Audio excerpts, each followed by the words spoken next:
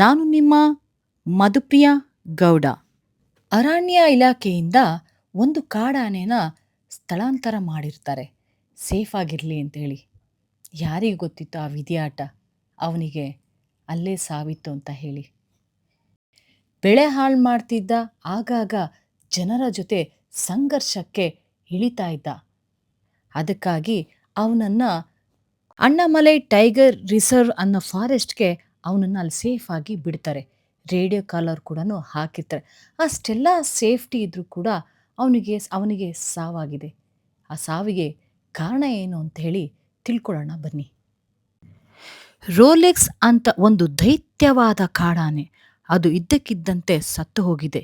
ಈಗ ಎಲ್ಲರ ತಲೆಯಲ್ಲಿ ಇರುವಂತಹ ಪ್ರಶ್ನೆ ಅಂದರೆ, ಸುಮ್ಮನೆ ಬಿದ್ದು ಸತ್ತಿದ್ದ ಅಥವಾ ಬೇರೆ ಏನಾದರೂ ಕಾರಣ ಇದೆಯಾ ಅಂತ.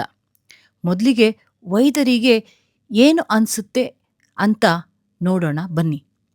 ಅವರ ಪ್ರಕಾರ ರೋಲೆಕ್ಸ್ ಮೊದಲಿನಿಂದಲೂ ಹಾರ್ಟ್ ಪ್ರಾಬ್ಲಮ್ ಇತ್ತಂತೆ. ಬಹುಶಃ ಸಡನ್ ಆಗಿ ಹಾರ್ಟ್ ಫೇಲ್ಯೂರ್ ಆಗಿ ಸತ್ತಿರ್ಬೋದು ಅನ್ನೋದು ಸಂದೇಹ. ಎರಡನೇ ಪಾಯಿಂಟ್, ಪೋಸ್ಟ್ ಮಾರ್ಟಮ್ ರಿಪೋರ್ಟ್ ಪ್ರಕಾರ ಕೇಳಿದ್ರೆ ನಮ್ಮೆಲ್ಲರಿಗೂ ಶಾಕ್ ಆಗುತ್ತೆ. ಆನೆಯ ಹೃದಯ ಸುತ್ತ ಸುಮಾರು 2 ಲೀಟರಷ್ಟು ರಕ್ತ ಮಿಶ್ರಿತ ದ್ರವ ಶೇಖರಣೆಯಾಗಿತ್ತು. ಅಷ್ಟೇ ಅಲ್ಲ, ಹೃದಯದಲ್ಲಿ ಬ್ಲೀಡಿಂಗ್ ಆಗಿರೋ ಗುರುತುಗಳು ಕೂಡ ಇದ್ದವು. ಅದರಲ್ಲಿ ಲಿವರ್ ಕೂಡ ನಾರ್ಮಲ್ಗಿಂತ ಗಟ್ಟಿಯಾಗಿತ್ತು.